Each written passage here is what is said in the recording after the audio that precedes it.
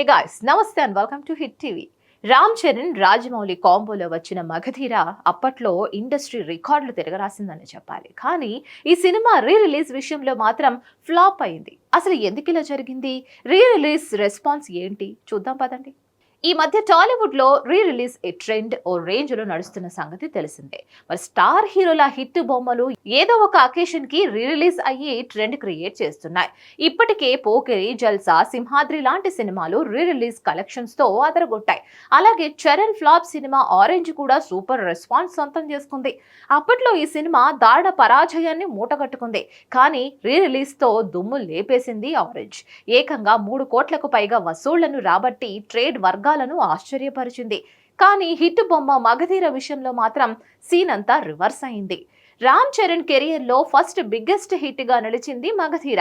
దర్శక ధీరుడు రాజమౌళి తెరకెక్కించిన ఈ సినిమా 2009లో ఇండస్ట్రీ రికార్డులన్నిటినీ తిరగరాసింది.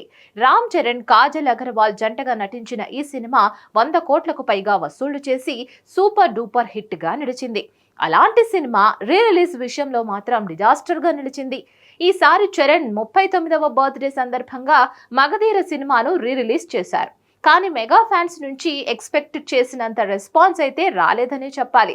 అక్కడక్కడ కొన్ని ఫ్యాన్స్ షోలతో రచ్చ చేసినప్పటికీ చాలా వరకు షోల ఆక్యుపెన్సీ చాలా తక్కువగా ఉన్నాయి.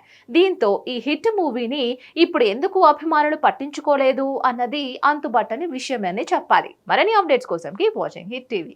సమస్య లేని ఇల్లు ఉండదు, పరిష్కారం లేని సమస్య ఉండదు. బంధాలు గొప్పవి, బాధలు చిన్నవి. మీ సమస్యని మేము పరిష్కరిస్తాం. రండి మాట్లాడుకుందాం.